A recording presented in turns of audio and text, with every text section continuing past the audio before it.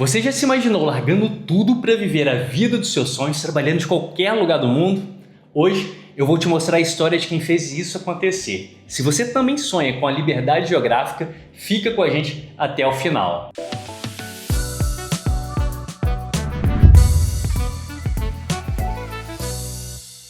Eu sou o Kiki por aí e estou hoje aqui com o Michael, que vai compartilhar com a gente como foi a transição dele para uma vida de nômade digital. Me diz de onde você é, Michael? Me fala um pouquinho sobre a sua história, de onde que você veio. Beleza, meu nome é Michael Alexander, eu sou natural de Belo Horizonte, em Minas Gerais, no Brasil.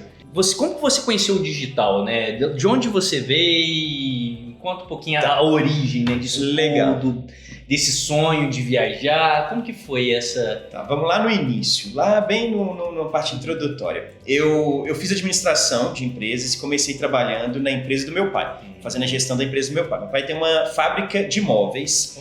Depois de ter me formado, eu saí da empresa do meu pai, montei minha própria empresa de móveis também, móveis físicos, loja de rua. De abrir armário, guarda-roupas, móveis, mesas, cozinhas planejadas, era isso. Você já pegou essa questão do empreendedorismo, já era da família? Já desde no DNA mesmo, com meu pai. Minha família inteira é empreendedora, meu pai, minha mãe, minha irmã, todo mundo. Legal. Todos nós somos empreendedores. E aí eu comecei com meu pai, depois eu saí, montei minha própria empresa. E aí a transição do mercado físico, do mundo físico para o digital começou quando eu montei minha loja num local muito bom, no bairro Nobre, lá de Belo Horizonte, no bairro Castelo, no Buritis e no Belvedere. Eram 3 lojas, cheguei a ter 3 lojas lá em Belo Horizonte.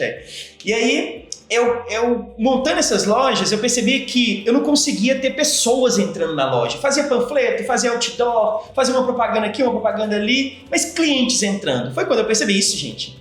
Isso foi em 2009. Isso foi em 2009. Eu tô falando uma história lá em 2000. Não, mais de 15 anos atrás. Há 15 anos atrás, isso. Isso foi há 15 anos atrás. E aí, quando eu percebia que eu tinha que ir para a internet, porque na época eu não falava tipo, o digital, o online, não, era ir para a internet, vender na internet. Eu comecei a estudar vendas na internet na época. E aí, existiam poucos, inicial, né? Muito, era tudo mato. Era tudo mato. Não, YouTube, não encontrava conteúdo no YouTube para você se educar. Não tinha, não. Autodidatismo era só em biblioteca. Você foi um dos pioneiros lá. Desbravei. E aí, eu montei... Na época, para empreender online, tinha que ser com e-commerce. Você tinha que ter uma loja virtual. E foi assim que eu comecei na internet. Eu tive uma loja virtual de móveis.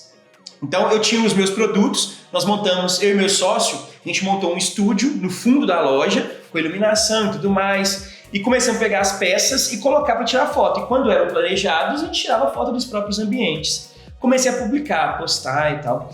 E a gente percebeu que era muito moroso ficar cadastrando produtos. E depois a gente percebeu também que para vender não era fácil assim. A gente criava a loja virtual, criava um site, cadastrava o produto, colocava fotos lindas, mas ninguém acessava. Aí a gente começou a ter contato com outros termos que até hoje ainda são bem populares. Tráfego pago, naquela época. Se falava de tráfego pago já. O Google começou a monetizar com Ads em 2003. Com Ads, 2003. E eu já estava lá em 2009, 2010 mais ou menos ali. E já existia o tráfego pago. Na época estava começando também, se não me engano, o Buscapé. A gente chegou, foi o primeiro marketplace do Brasil, brasileiro, e aí a gente começou a cadastrar alguns produtos também lá para as pessoas fazerem comparativos de preços, Buscapé naquela época. E aí depois disso eu cheguei, aí a minha loja, quebrei minha loja virtual. Sério? Quebrou. Achei que você ia falar que não foi deu sucesso. Não deu sucesso não, deu certo não. Diante das primeiras entregas, eu não tinha calculado bem os custos de logística, né? E eu vendia para o Brasil inteiro com frete grátis. Quando você vende um celular para entregar com frete grátis, ok. Agora e o sofá? Vai entregar um sofá saindo lá de Belo Horizonte para entregar lá no sul ou no Acre. E aí, as primeiras vendas, o custo de logística ficava mais caro do que o produto. Passei a ter prejuízo. As primeiras a gente vai assumindo. Depois disso, a gente tem que alinhar a máquina, né? A máquina tem que começar a dar lucro. E aí eu percebi que não tinha como. A gente tentou ali. Eu demorei, olha, naquela época, né, não tinha essa coisa da lean, de ser lean, né? De ser enxuto, de ter MVP, de começar a testar rápido, de quebrar rápido. A gente ficou mais de 6 meses cadastrando produto. 6 meses só criando loja, cadastrando produto. Depois de 6 meses, a gente tinha gastado toda a nossa energia. A gente tinha um objetivo de cadastrar 1.000 produtos. 6 meses depois, a gente tinha cadastrado quase menos de 300 produtos. Menos de 300, mesmo assim, ainda foi bom. 6 meses para cadastrar 300 produtos. Tinha dificuldade de conversar com o fornecedor, conseguir fotos de qualidade, conseguir o produto aqui para tirar a foto. Então, era moroso, era bem braçal. 15 anos. 15 anos atrás, isso foi 15 anos atrás. Quebrou. Meu e-commerce quebrou. Depois eu tenho que ir para software, porque eu desiludi com o produto físico sendo vendido online. Eu desiludi por causa da logística. Eu fiquei assustado. Aquilo para mim foi uma decepção. Você cria tudo, tá legal. Enquanto tá ali no digital, é muito top. Agora vai fazer a entrega do sofá, vai fazer a entrega de cadeira. Esse tipo de cadeira aqui, nós vendíamos demais, essas cadeiras importadas. Inclusive daqui da China. Lá no Brasil, importava. Gente, e peças de decoração. É até legal que já dá uma nostalgia interessante. Eu importava peças de decoração da Indonésia. Que a gente vai encontrar na Indonésia agora. Em 2010, eu importava peças de decoração da Indonésia. Eu tenho vontade de fazer isso, porque eu sou apaixonado em decoração pra casa, às vezes depois já pego umas gente, esses produtinhos assim, ó, isso aqui na Indonésia custava centavos. A gente vendia lá no Brasil, dependendo do estilo de peça de luxo, 1.000, 2.000, 3.000 reais uma peça. Não desse tamanho, né? Não desse tamanho, né? Mas era mais ou menos isso. O lucro era enorme. Mas você corria o risco também de quebra, você tomava todo o prejuízo, você assumia o prejuízo se não chegasse lá, enfim. É um risco do negócio também. Daqui na Indonésia, que legal. Vamos relembrar isso. 2009, 2010... Eu tava importando peças daqui da Indonésia, agora eu moro do lado. Semana que vem nós estamos lá. É verdade, desse jeito. Muito legal. Mas enfim, desiludi disso. Desiludi, produto físico, não quero vender mais. Eu quero ir agora 100% pro digital. Eu quero estar no digital, eu quero produto digital, eu quero... E na época não tinha esse negócio de cursos, vender curso, vender infoprodutos. Não existia isso, não. O jeito de você empreender online era você contratar um desenvolvedor, desenvolver um aplicativo, desenvolver um software e vender, ir pro mercado vender. Aí eu comecei, eu entrei na área financeira, na verdade eu fiz administração, depois eu me especializei, fiz um MBA em gestão financeira de negócios e gestão financeira, uma pós também em gestão financeira de pessoas. Nesse momento você estava na faculdade, você já tinha essa ideia, essa visão de negócio, eu quero trabalhar com software. Ou não, você pensava em seguir uma vida CLT, sei lá, vou trabalhar no banco? Não, CLT eu nunca imaginei, nunca, isso aí nunca passou pela minha cabeça. Meu pai, acho que meu pai não aceitaria que eu fosse CLT. Não, olha que engraçado, eu fiz um concurso para CEMIG. CEMIG é a companhia energética lá de Minas Gerais. Uma das maiores empresas do Brasil, a CEMIG. Eu fiz um concurso público, eram 3 etapas. Eu passei na primeira etapa, já era que eliminava 90% dos concorrentes. Fui pro meu pai contar todo feliz. Não, meu salário ia ser mais de 15 mil reais na época. Isso eu tinha 20 anos de idade, mais de 15 mil reais. Mano, passei lá atrás. É assim que eu formei. Eu formei com 21 anos, fiz o concurso público, passei na primeira etapa, fui contar pro meu pai todo feliz. Passei, eu acho que vai dar. Então. Ele virou pra mim e falou, tipo assim... A maior desilusão, a maior frustração que um filho meu pode me dar é ser concursado público. Do nada, assim, na hora. Caramba! E depois ele ficava soltando. Eu não paguei curso de administração pro meu filho trabalhar como funcionário dos outros, não. Pô, tava limite, né, mano? Teria que ser... Exatamente. Então, ou seja, isso me marcou muito. Então, imaginar trabalhar para alguém, nunca passou pela minha cabeça. Por que finanças? Fiquei curioso de saber por que administração, por que finanças. Isso é interessante. A minha família é muito desorganizada financeiramente. Eles não são educados financeiramente, meus pais. Meu pai sempre ganhou muito dinheiro. Meu pai ganhava muito dinheiro. Só que ele nunca tinha nada. Não sabia administrar. Ele não comprava ativos, ele só passivo. Sabe carro do ano? Carro que era pra impressionar por causa de status pra todo mundo ver? Era meu pai. Meu pai era assim, carro importado. Meu pai gastava. E eu olhava aquilo e não achava aquilo certo, né? Sua intenção era ajudar, contribuir. Ajudar. Eu sabia que ajudar meu pai não ia ser possível. Porque quando que um filho Quando que o pai vai ouvir Sim. o filho e vai se educar financeiramente? Nunca. O filho, não vai dar moral. O pai não dá moral pra Uma filho. outra geração. Hoje Talvez hoje em dia seja diferente. É verdade. Mas a geração hoje em Não dia, dava moral, não. Isso é viver. Isso pra mim é viver. Eu tenho que gastar. Não sei se amanhã eu vou estar vivo. Eu trabalho pra gastar mesmo. Esse tipo de pensamento que eu não ia conseguir quebrar, tirar da cabeça dele. Mas eu queria me salvar e salvar outras pessoas. Então, eu me especializei em alguns cursos de educação financeira para pessoa física, focada em orçamento doméstico, planejamento familiar, enfim. E como que eu ia levar isso para o digital? Porque eu me especializei nisso. Só que eu também não queria... E uma coisa que sempre esteve na minha cabeça foi escala. Eu não aceitava aquela coisa de vender as minhas horas de trabalho. Eu vou ser um consultor financeiro. Eu até fui consultor financeiro em pouquinho tempo. Eu fui consultor financeiro.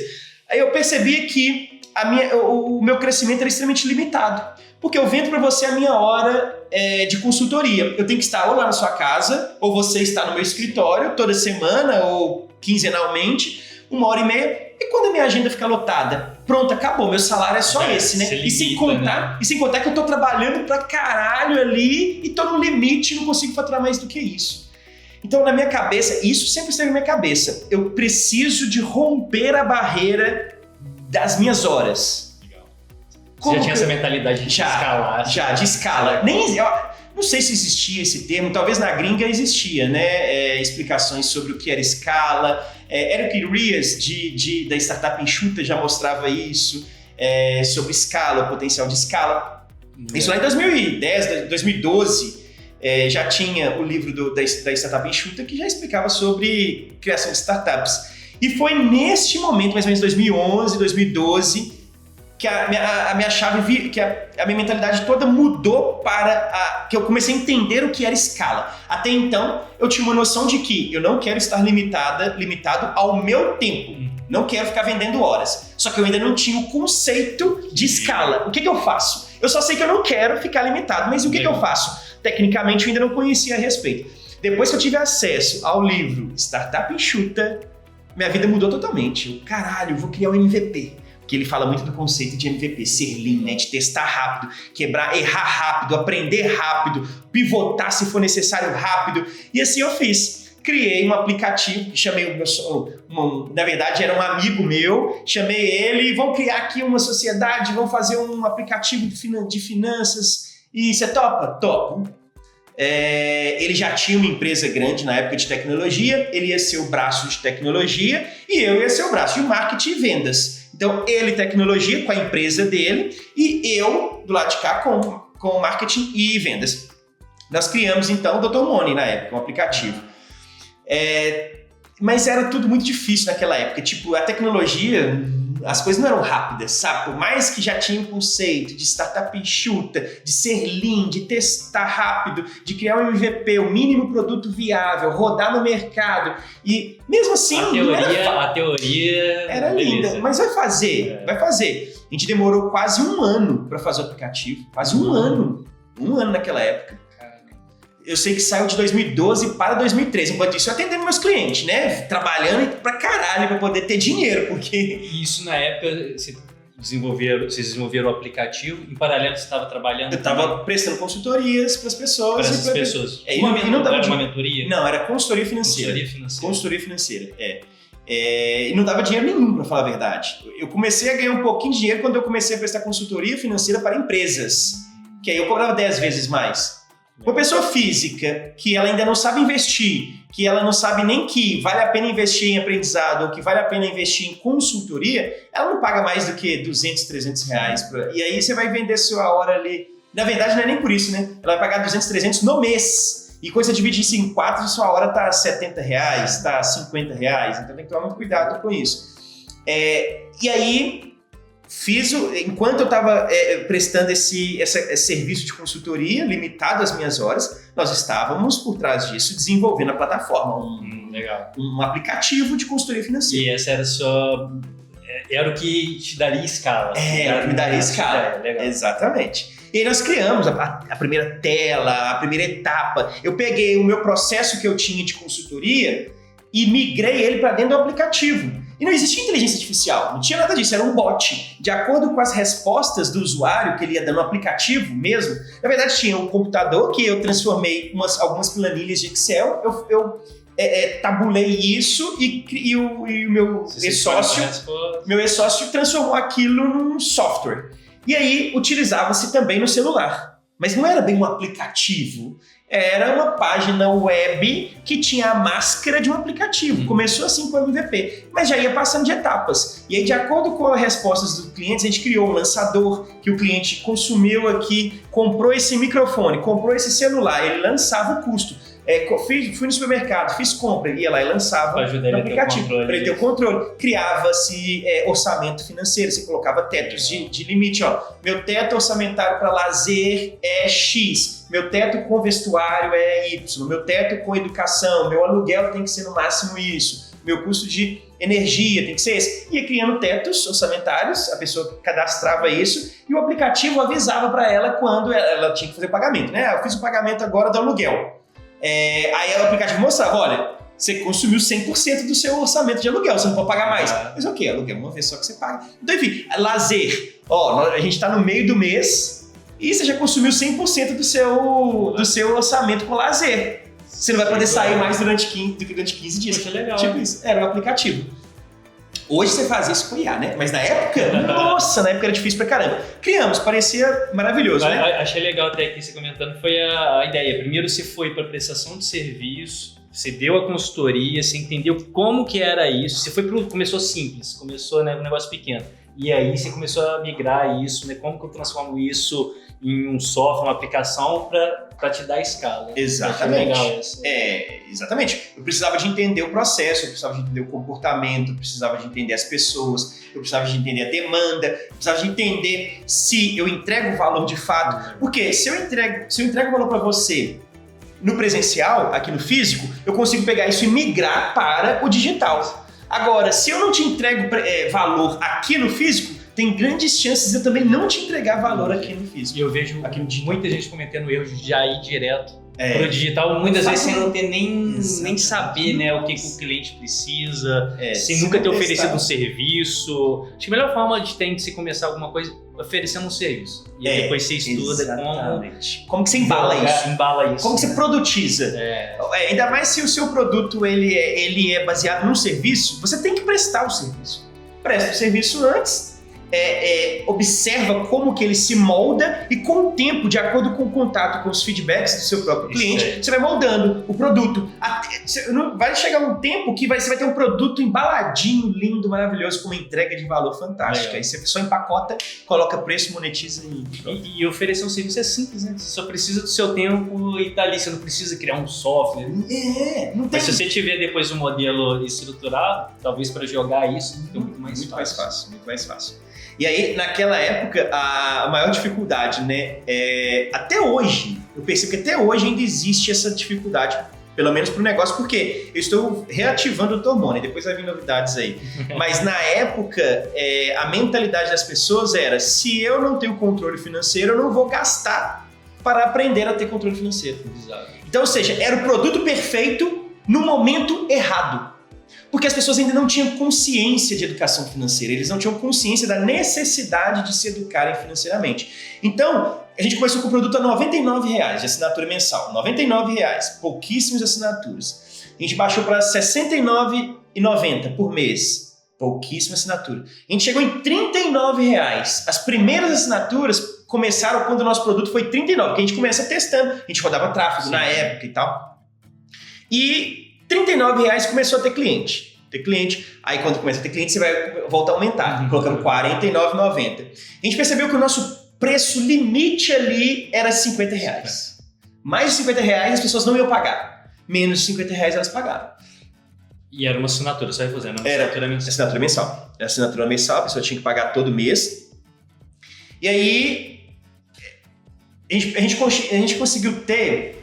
Para mim foi uma vitória quando eu comparava com o meu mundo físico, né? Porque fisicamente o meu limite eram 12, 13 clientes. Eu sabia que se eu tivesse 15 clientes eu não ia conseguir atender. Esse era o meu número. Tanto é que 10 clientes eu sempre tive ali atendendo paralelamente, todos, 10 clientes.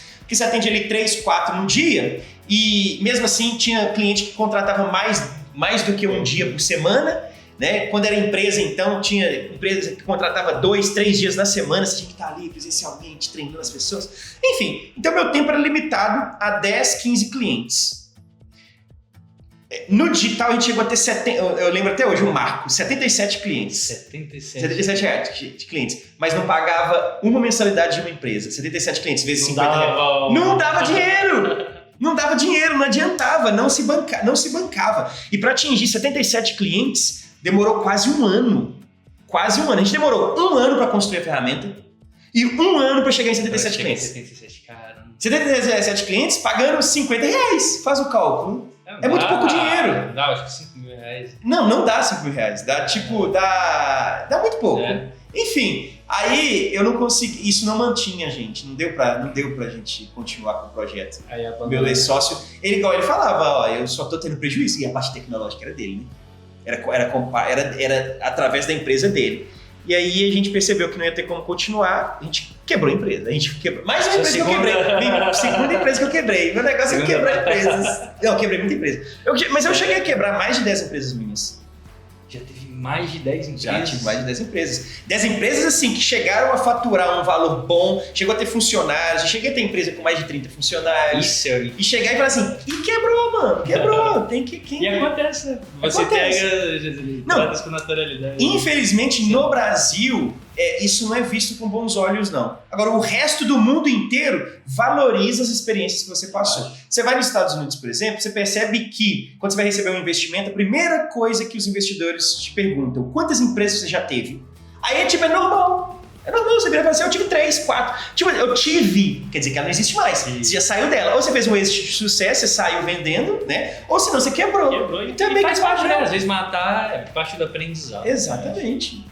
Faz parte, é isso aí. E aí, qual foi o próximo passo depois disso? Então, até agora a gente viu histórias de se tentando empreender, já estava no digital, mas passando, sentindo muita dificuldade. Uma coisa que veio agora na minha cabeça, você fez algum curso de software, porque você fez administração, você falou, e especializou em finanças. Isso. Mas você buscou conhecimento, alguma coisa do Prodigital? Teve algo assim? Boa. Depois que eu fiz meu último MBA, isso 2008 eu fiz meu último MBA.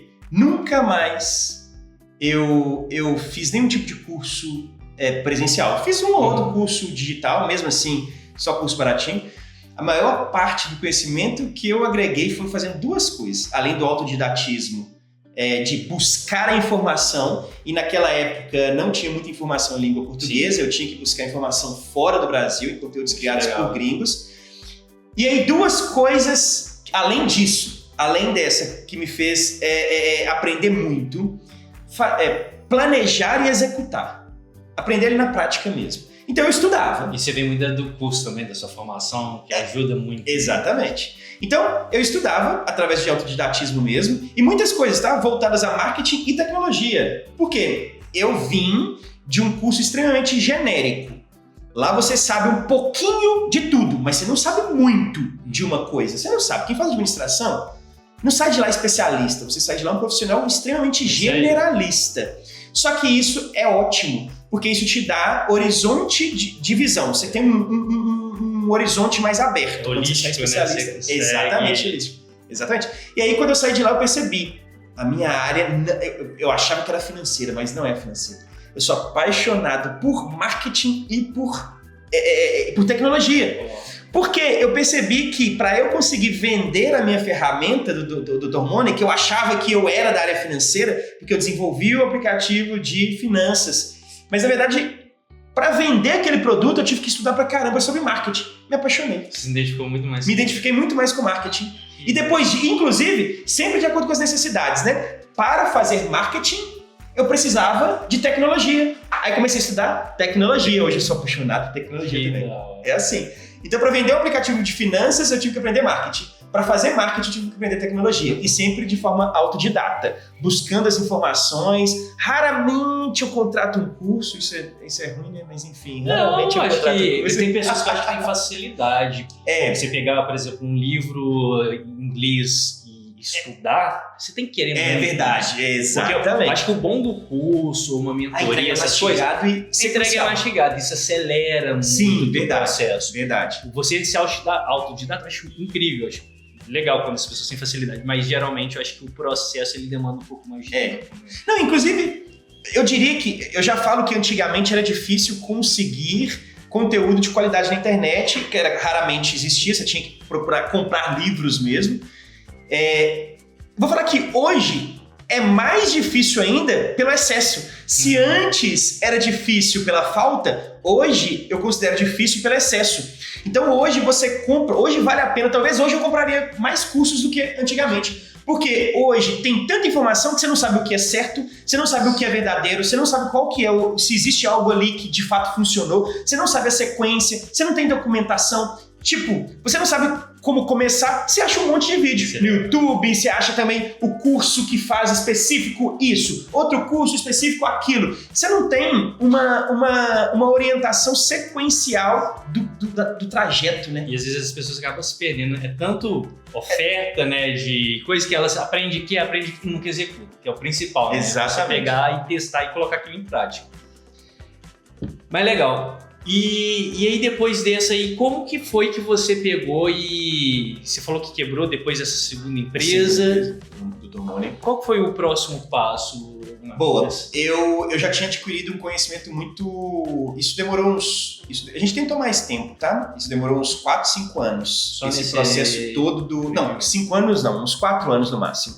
E eu adquiri muito conhecimento em marketing, muito em tecnologia.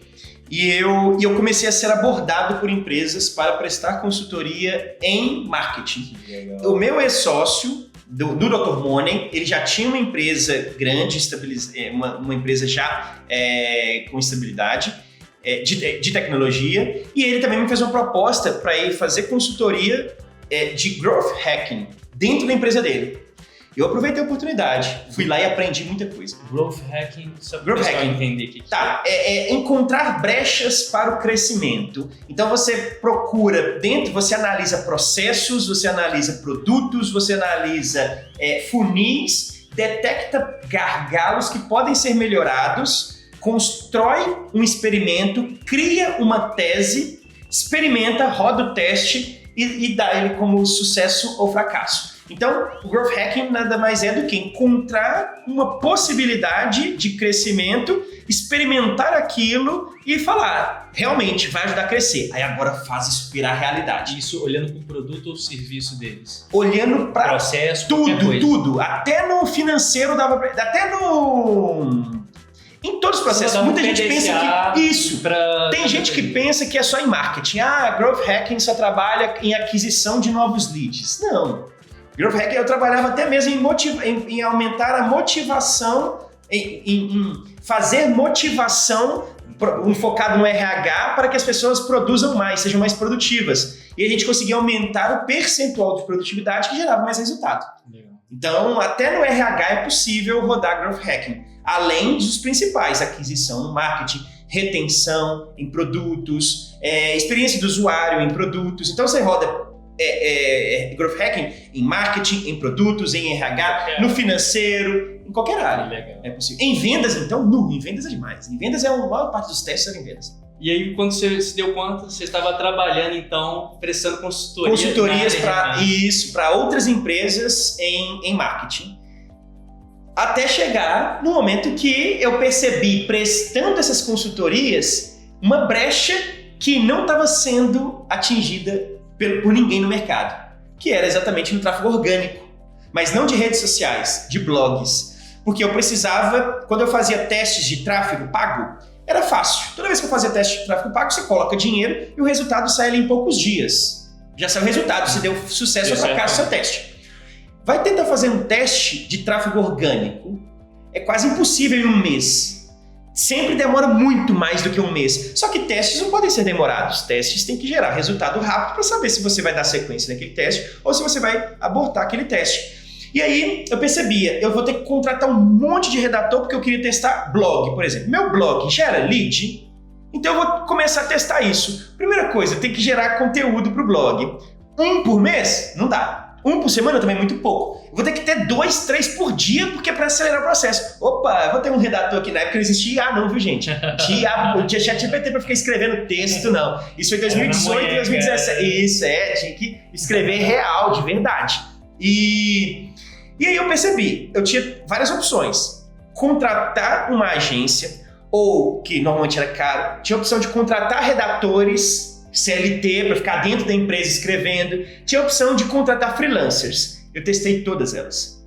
Nós contratamos gente para trabalhar escrevendo, nós contratamos agência para escrever os textos, nós contratamos redatores, freelancers. Todos eles tinham um ponto fraco muito forte, muito expressivo.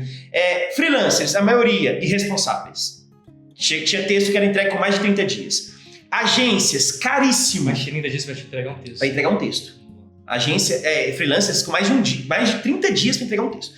Agências, as de qualidade, o texto chegava perfeito, com um processo lindo. Só que caríssimo. Muito caro. Muito caro. O texto não conseguia se bancar. Tinha que gerar infinitos leads para conseguir se bancar. Aí, nem eu tô rodando teste, né? Então eu tenho que dizer que isso vai dar certo. Agências menores, que eram mais baratinhas, não tinha processos, não tinha plataforma, usava Google Docs, usava Google Planilhas e usava e-mails para ficar... Word, tinha agência que enviava o documento em Word, aí se perdia.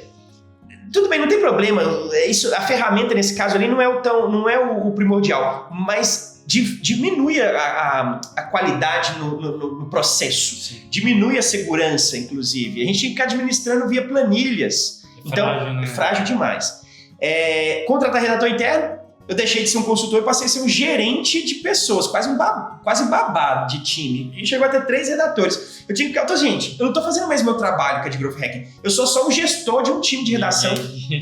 Não, aí não dá certo não. Enfim, então todos eles a gente aportou. Então assim, gente, não existe uma plataforma que eu consiga simplesmente cadastrar minha pauta e com 1, 2 dias chegar pronta a pauta na plataforma, ou chegar o texto pronto no meu e-mail, ou chegar o texto pronto direto no meu blog. Não existe uma plataforma dessa?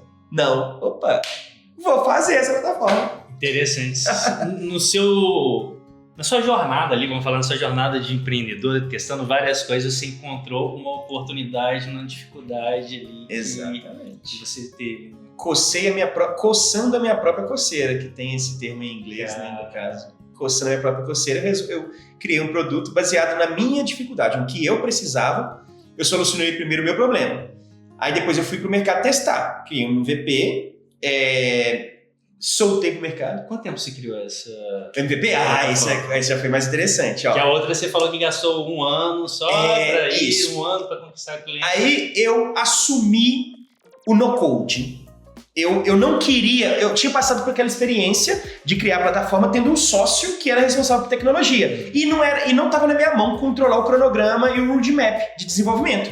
Então, se ele falasse comigo, Mike, vai demorar 2 anos, eu só tinha que aceitar. É isso. Porque eu não tinha conhecimento nenhum. O que eu fiz dessa vez? Eu tive acesso ao no-code. Eu descobri o no-code em 2019. Em 2019, eu estava de cara com uma oportunidade, no-code. Ferramentas de desenvolvimento sem utilizar código. Teria condições de desenvolver uma plataforma sem ser um programador. Sem precisar saber código. Sem precisar programação, sem precisar de código. Sem nada eu ia conseguir desenvolver. Caralho, imagina eu criar minha própria plataforma que vai fazer a intermediação dos textos. Eu vou fazer. Vou tentar. Comprei um curso, tá vendo? Os poucos que a gente compra na vida, entrei para uma comunidade. Olha a curva, pelo fato da curva de aprendizado, mais o desenvolvimento do primeiro MVP. O primeiro MVP, a gente fala mínimo produto viável, né? O meu MVP, sinceramente, hoje já tem 3, 4 anos, já tem 4 anos que ele foi criado. Se eu te disser que ele tem 80% do meu MVP, ainda é ele até hoje. 80%! Então eu criei um MVP muito bom, que foi bem testado, e que eu fui modificando uma coisa ali ou outra. Hoje 100% do meu produto, 80% era o meu MVP. Eu só melhorei 20% dele. Ele não modificou totalmente o produto. Quanto tempo que eu criei ele? Considerando o tempo de assistir aulas, vamos contar aí que...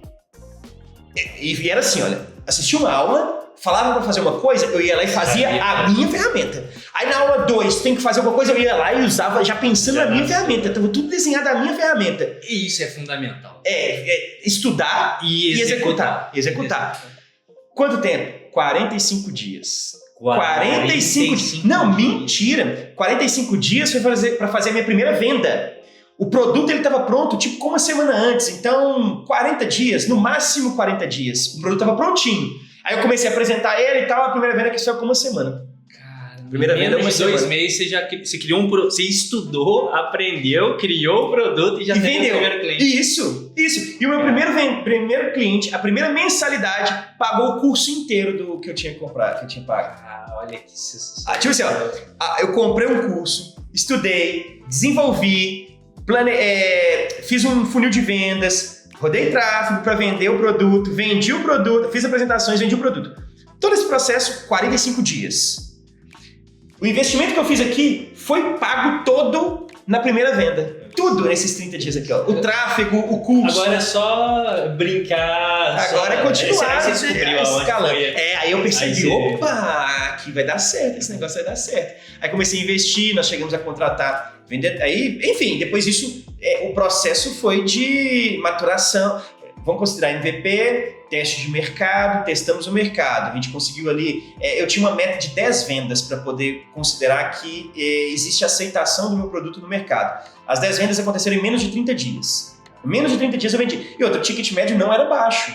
Meu ticket médio na época era quase R$1.000. Quase R$1.000. E outro, de assinatura. Porque era um SaaS. Era um produto de assinatura. Então a pessoa pagava por mensalmente aquele valor.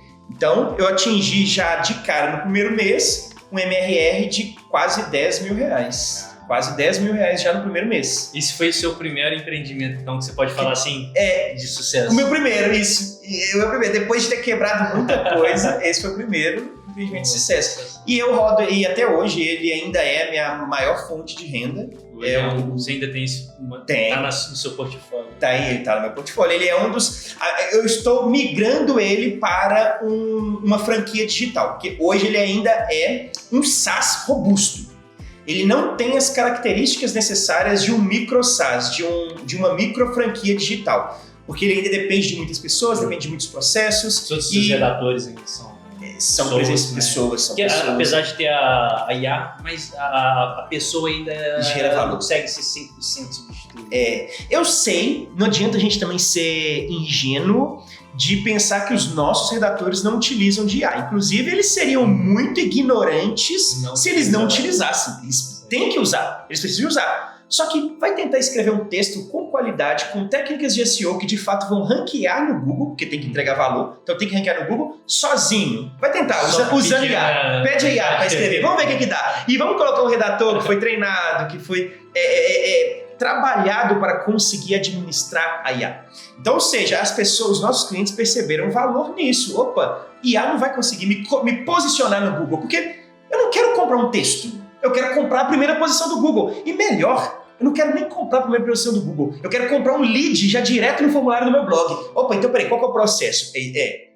Estudar bem o mercado, estudar a persona, estudar o comportamento de busca da persona, criar um planejamento de conteúdo, fazer uma estratégia de topic cluster, escrever o texto, aí pode utilizar de IA, até mesmo para pesquisa de mercado e desenvolvimento da persona. Escreve um texto com técnicas de IA, publica no seu blog, espera tempo para ele indexar no Google, espera tempo para ele subir no ranqueamento. Quando ele se posicionar nas primeiras 3 posições, que são as que recebem cliques, receber um clique, chegar no conteúdo, o conteúdo está preparado com copywriting e com CTAs corretos para o usuário clicar, se cadastrar em algo, baixar um e-book, material rico, uma isca digital, ou solicitar um teste e tal, converter e cair na sua base de leads. Ou seja, a pessoa pensa que é comprar texto.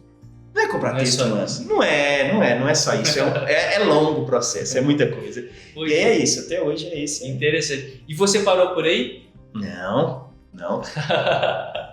Você ainda continuou empreendendo outras coisas? Hoje que a gente pode... Hoje sim, você contou, né, até aqui a sua trajetória, né, desde a faculdade, você começou com um negócio familiar, trabalhando com seu pai, se formou em administração, tentou seu primeiro negócio, quebrou, tentou o segundo, quebrou também. Teve mais, no meio aí. Nesse meio termo ainda teve outros, que eu até que quebrei. finalmente chegou nesse modelo. Esse foi o primeiro que deu certo. E aí deu certo.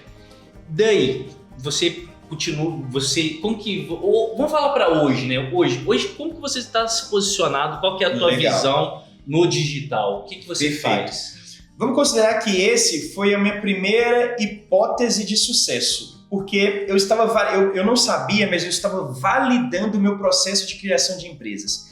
Eu não sou um empresário, eu não me considero um empresário de qualidade. Eu me considero um empreendedor de qualidade. Eu sei empreender. E empreender envolve um processo de modelagem de empresas. O empresário, ele vai conseguir ser um executivo de uma multinacional. Eu não vou conseguir. Isso é fácil, né? Isso tá ali dando hora. Eu não vou conseguir. Não, além de eu não gostar disso, eu não tenho a capacitação para isso. Eu não sou um bom empresário para esse tipo de negócio. Eu sou um bom empreendedor. Então, eu me conscientizei de que eu quero criar negócios.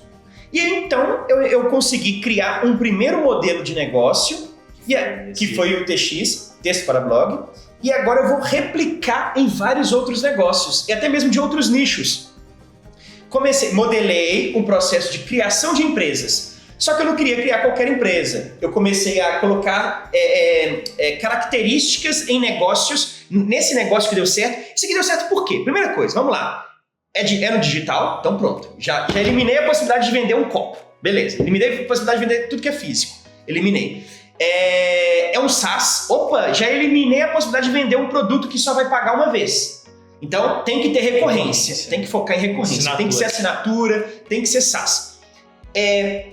O TX resolve um problema só. Ele é texto para blog, ele dá um monte de propósito, são muitos valores, mas é um problema, então calma. Então tem que resolver um único problema. Essa característica é a característica de um micro SaaS. Então com o tempo, eu fui percebendo que, peraí, o meu produto é um micro SaaS. Aí eu comecei a desenvolver isso, olha, a forma de vendas. Validei, testei, foi aprovado, que é através de tráfego e através de orgânico.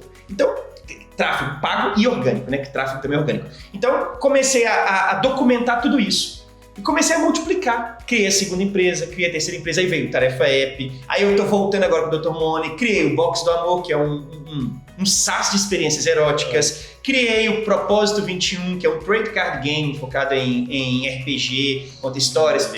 Tudo isso até chegar a IA, né? Vamos considerar que hoje.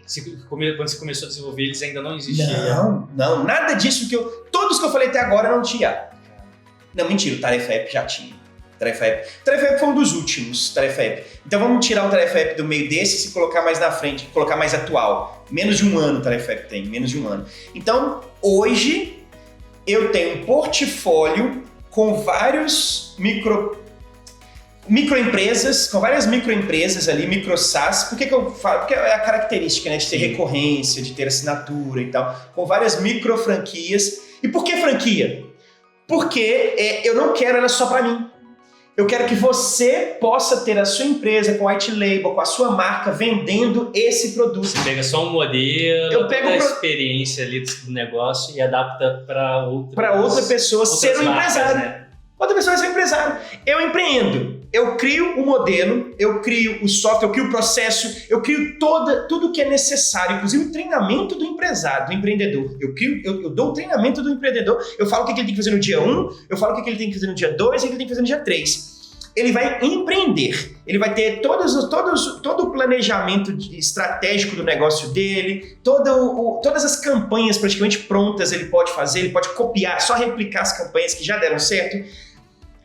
Eu pego isso e entrego o caixotinho, assim, o produto e o sistema. Tudo, CRM para ele administrar os clientes dele, tudo na mão dele. Você fala assim, Não precisa aqui, gerar. a maquininha aqui, você coloca R$1 e aqui sai R$2,10, tá? Essa outra maquininha aqui, que é um outro microsas, você coloca uma moedinha aqui de R$1 e aqui do outro lado vai sair R$3,70 a cada R$1.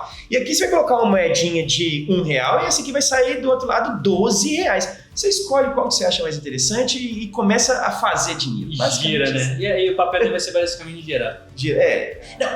Não é fácil não, tá? Eu falo assim parecendo que é fácil, mas tem que trabalhar muito, tem que se esforçar, tem que dedicar. Só não é fazer dinheiro fácil.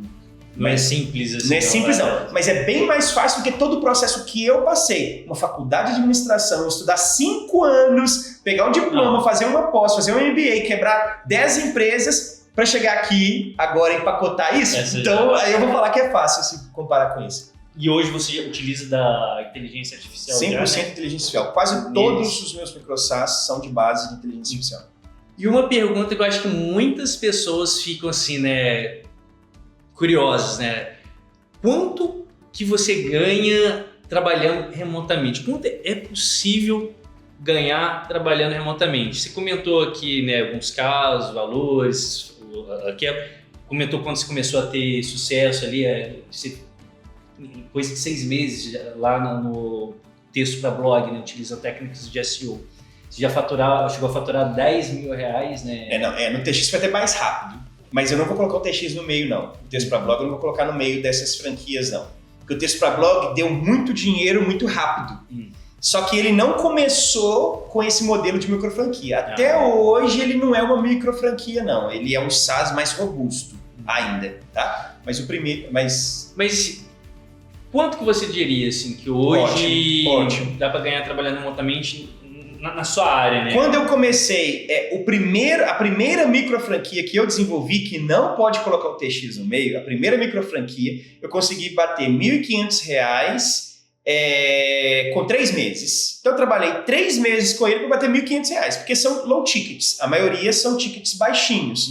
O TX já era alto ticket, né? Então 10 clientes já me dava ali R$10.000. Sim. Então, low ticket, 10 clientes vai te dar R$300. E aí você essas microfranquias, a ideia é se ganhar mais na escala, né? Escala, você tem que ganhar tendo centenas de clientes. Então, minha primeira microfranquia que eu desenvolvi, eu demorei aí em torno de uns 2... Hoje eu tenho um time de tecnologia, né? Ele demorou em torno de uns 2 meses para criar... Não, mentira, que 2 meses?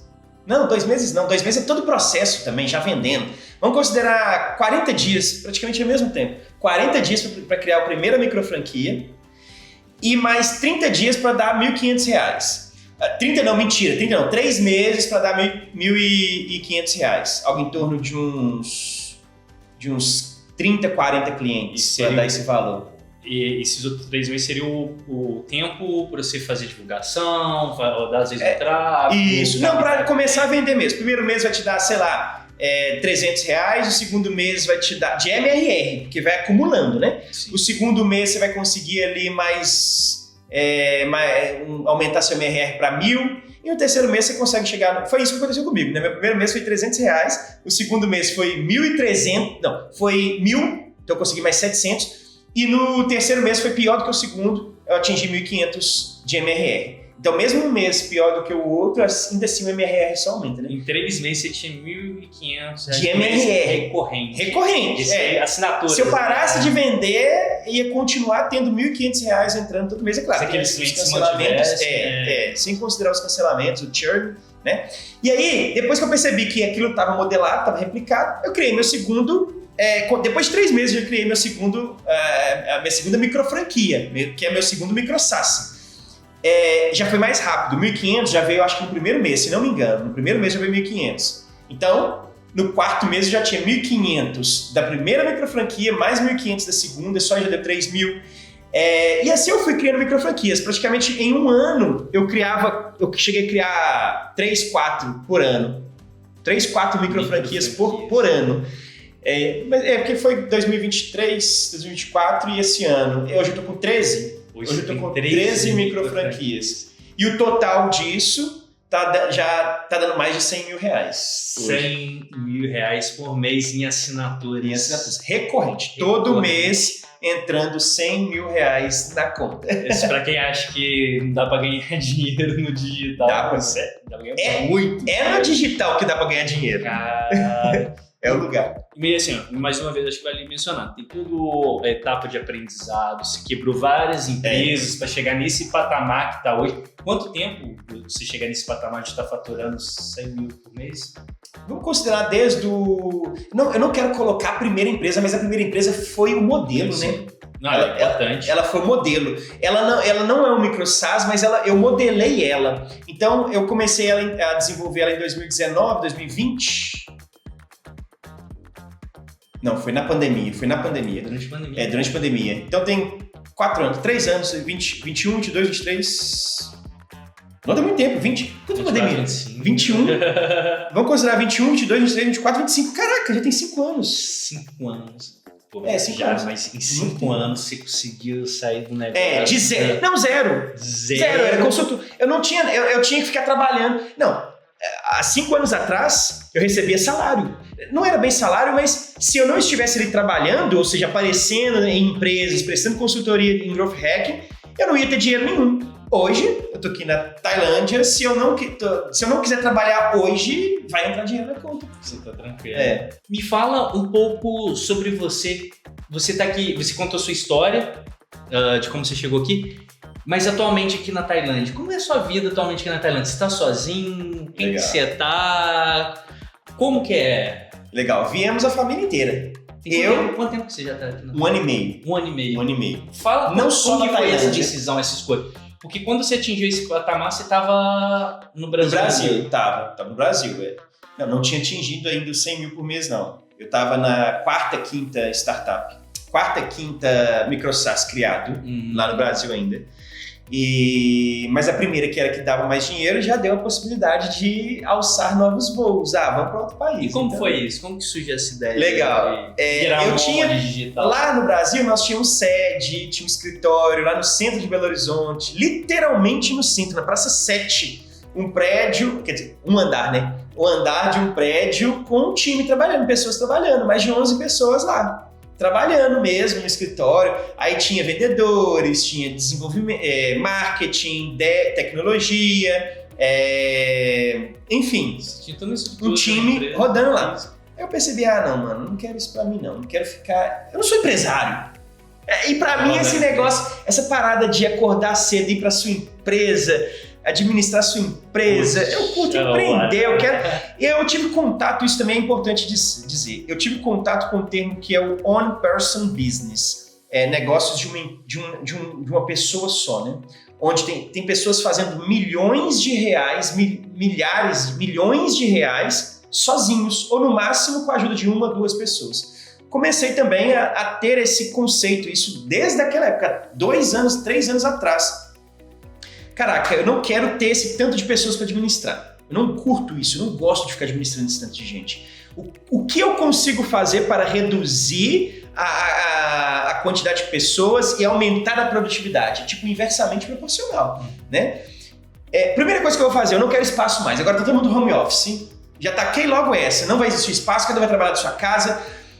Isso ainda estava na pandemia, então foi antes da pandemia? Não, foi depois da pandemia isso.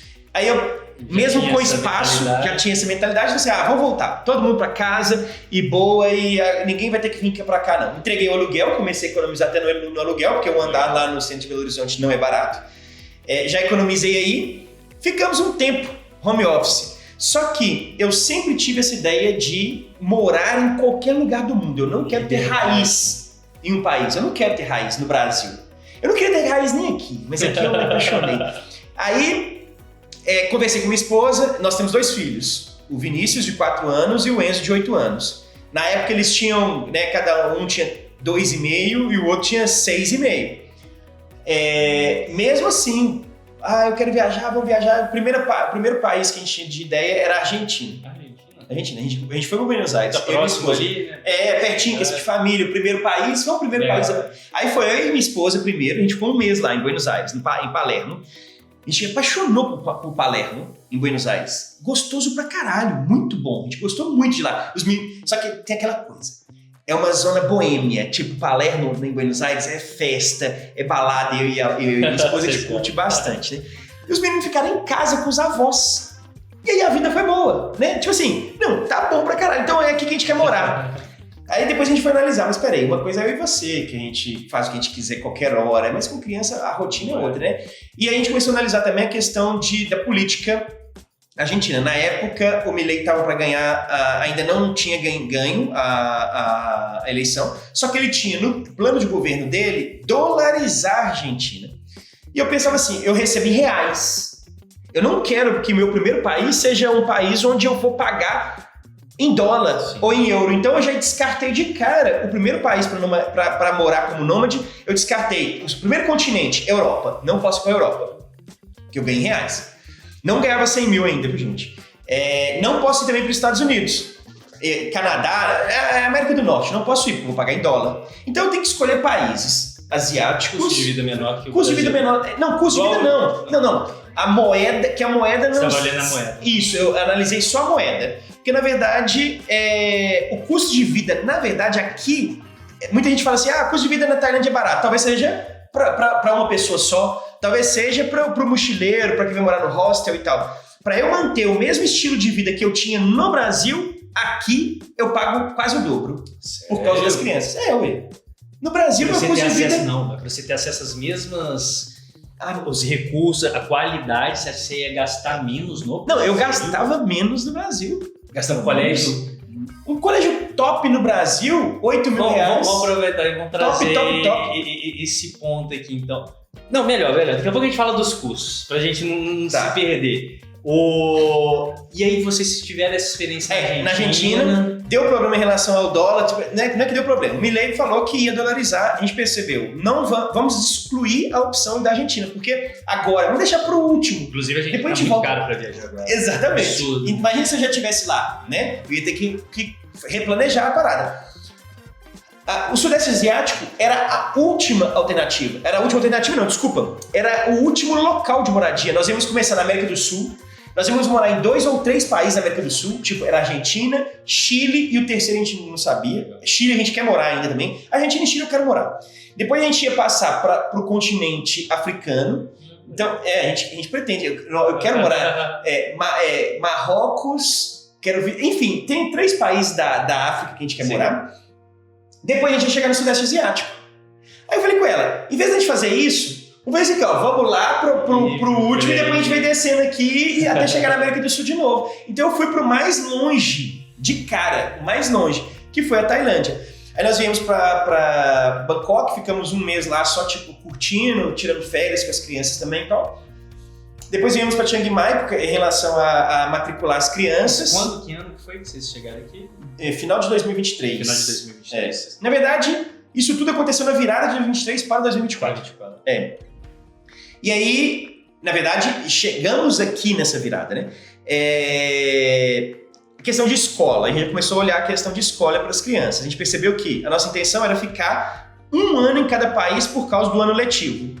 Só que a gente percebeu que não era tão simples chegar no país e matricular. Não é assim. A gente demorou quase 3 meses para conseguir colocar os 2 meninos na escola. 3 meses. Opa, então já perdeu 1/4 do ano, né?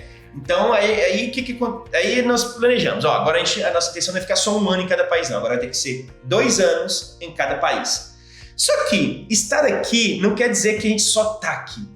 Aqui é só a base. Aqui é a base. Os meninos, por exemplo, eles perdem muito tempo de aula. Há 3 meses atrás, nós ficamos 15 dias em Hong Kong. Há 6 meses atrás, nós estávamos nas Filipinas, em Manila. Há 9 meses atrás, nós ficamos 1 mês no Vietnã, Da Nang e Hanoi. 1 mês lá. Há um tempo atrás, a nossa primeira viagem foi para Malásia, em Kuala Lumpur. Então, ou seja, e a gente ficou 1 mês também. Então, acaba que cada viagem que a gente faz... Peraí, de 1 ano e meio, se a gente ficou aqui 1 ano, foi muito, porque meio ano foi em outros países. Você faz muita coisa, né? Faz coisa demais, faz muita coisa. Beleza, a gente entendeu aqui o momento, né, como foi essa vinda para Tailândia, né? O porquê que vocês escolheram a Tailândia. E hoje, depois de 1 ano e meio, como que você enxerga o impacto que isso teve na vida sua, da sua mulher e das crianças? As crianças estão satisfeitas? Pensam em voltar para o Brasil? Qual que é o balanço que você faz desse estilo de vida para o estilo de vida que vocês tinham antes lá no Brasil? Legal. Eu não vou falar a questão do nunca, porque a gente não tem... É difícil, mas se depender de mim, eu não tenho a intenção de morar no Brasil novamente. Quero ir ao Brasil, ficar lá bastante tempo, muitos dias, visitando meus entes queridos, meus pais, minha irmã, isso, claro, né? Eu quero ir ao Brasil. Turistar no Brasil. Eu vou turistar no Brasil, isso aí sim. Mas voltar para o Brasil, não me imagino, tipo, minha casa, eu tô aqui há 1 ano no Brasil, não consigo, não me imagino. Imagino fazendo exatamente isso. Vou ficar 1 ano, 2 anos em outro país, mas experienciando coisas que eu nunca vivi. As crianças, quando você pergunta para o Enzo, que já tem 8 anos, se ele quer voltar... Aqui ele está tendo a experiência do futebol. Porque ele joga num clube de futebol aqui mesmo. Ele tem bolsa na escola dele por causa do futebol. E aí foi onde eu vi a maior vantagem, a primeira grande vantagem de ser brasileiro. Eles chegaram e perguntaram, vocês são brasileiros? Sim, então pode deixar entrar para fazer o teste. E ele ganhou 50% de bolsa depois que fez o teste. Já vem no DNA, né? DNA, futebol. Brasileiro. Nasce e ganha uma bola de futebol de presente. Primeira coisa que ganhou. E ele foi. A primeira coisa que ganhou de presente foi uma bola de futebol. E aí ele participa de um clube, ele tem jogos, ele tem uma rotina de trabalho, ele treina todos os dias tem treino, todos os dias, campeonatos praticamente todos os finais de semana, então ele tem essa rotina. E aí quando você pergunta pra ele, você quer voltar pro Brasil? Ele fala assim, que ele tem saudade da avó dele, tem saudade do vô, tem a família, é óbvio que ele tem saudade, mas eu tenho certeza, que ele vira e fala assim, tem meu vô, tem minha avó, mas se eu voltar, e o UFC Evolution, que é o time, né, UFC Evolution, eu vou continuar? Não tem como continuar, né, Enzo? Como é que você vai treinar estando no Brasil? Não tem jeito. Então não quero. Ele já então quando tem ele pesa essa mentalidade, é melhor para ele. Isso é o que é melhor para ele, exatamente. A educação aqui, eu considero... Não tem nem condição, né? Aqui é 100% melhor do que a educação no Brasil quando se diz a grade curricular. Minha esposa é pedagoga e ela consegue fazer análises. Ela pega a grade curricular do Brasil, dos anos que são passados, e a grade curricular daqui. Para começar, que aqui é o sistema montessoriano que eles estão estudando. Então é um método construtivista. A criança, o método de educação baseado no aprendizado. No Brasil, o método é baseado no ensino. Lá se ensina coisas. Professor ensinando o que é dito, inclusive, pelo Ministério da Educação, que constrói a grade curricular e te ensina o que eles querem te ensinar. É o que eles querem. Aqui é baseado em um método construtivista. A criança escolhe o caminho do aprendizado dela. Então, eu considero que se cresce mais. Então, eu não vou falar de educação, não vou comparar. Não voltaria para o Brasil nunca com o método do Brasil. Em relação ao idioma, tanto para vocês quanto para as crianças. Nós saímos do Brasil sem falar nada de inglês. Ninguém falava inglês? Zero inglês. E hoje em dia, na cara na coragem. Depois de 1 ano e meio. Hoje em dia, meu filho de 9 anos, perfeito. As meninas estavam até tocando no interfone ali, chamando ele. A imersão nos obrigou a, pelo menos, nos comunicar em inglês. Isso é o mínimo que é necessário. E a gente conseguiu. 1 ano e meio depois, a gente conseguiu se comunicar. Então, a gente consegue chegar num lugar e fazer o básico de comprar as coisas, saber os preços e tal. Até mesmo num happy hour, numa festinha, a gente consegue trocar uma ideiazinha com uma pessoa ali. Se a pessoa falar devagar, a gente consegue e tal. O inglês não tá fluente, a gente não tá com o inglês fluente, a gente consegue se comunicar. A gente pegou clientes aqui, então a gente faz mentoria de clientes aqui também. Tudo em inglês. Tudo em inglês, 100% inglês. 100% inglês. Então, meu filho de 9 anos já fala inglês. Sinceramente, quando eu vejo ele se comunicando com as crianças, eu falo assim, tá fluente. Mano. E até mesmo a pronúncia dele é muito boa, porque ele tá aprendendo falando, né? Não é com gramática, escrevendo em quadro, blá e tal. Não, tá vivendo. Ele tá vivendo com nativos e tal. Embora aqui na Tailândia não seja... as crianças aqui, sim, todas elas falam inglês, ainda mais nas escolas. Meu filho de 4 anos, eu não vejo ele falando, ele não fala nem português direito. Ele fala inglês, ele tá desenvolvendo. Tá desenvolvendo ainda, agora, né? ele ainda tá confuso. Mas às vezes ele traz um pouco de inglês, ele traz um pouco de português. Sim, é muito legal. Ele confunde, ele ainda bagunça muito. Uma frase que ele fala, com 4 palavras, 2 vai ser inglês, 2 vai ser português, só que misturado, aí você não entende nada do que ele fala, ele mistura muito. E eu e a Laira, a gente como a gente trabalha muito para o Brasil, a gente tá tendo menos oportunidades de falar inglês. Pro final, acho que um negócio que todo mundo fica interessado em saber é em relação ao custo, né? Perfeito. Eu queria que você falasse um pouquinho qual é o seu custo médio de vida aqui na Tailândia como um nômade digital, até porque sua realidade é completamente diferente de minha, né? Eu tento levar um estilo de vida de viagem mais econômico, sou sozinho, aqui você tem sua família, tem criança, é escola, N coisa. Fala aí, qual o custo de vida médio mensal? Eu não saí do Brasil com a ideia de viver esse padrão de vida aqui, não. Eu não imaginei... Você achava que você ia gastar menos? Eu pensei que eu fosse gastar menos. Quer dizer, na verdade, o padrão de vida, sim, tá adequado. Eu até pensava que talvez pudesse ser um pouquinho melhor. Mas quando a gente chegou aqui, a gente se assustou com os custos. Certo. Não é barato, não é barato. Pra realidade de vocês, para o estilo de vida que vocês... É isso. Vamos começar a falar de números. De números, vamos lá, Qual é o seu números. custo de vida mensal? 40 mil reais. Em reais, 40 mil reais. 40 mil reais, velho. É muita coisa. Eu acho que se bobear isso... Hoje talvez eu gaste um pouco mais, mas se bobear isso é o que eu gasto em um ano, quando eu tava mochilando, viajando. Pois 40 mil reais todo mês. Por mês. Vamos fatiar então. Hoje você mora numa casa grande, uma casa boa.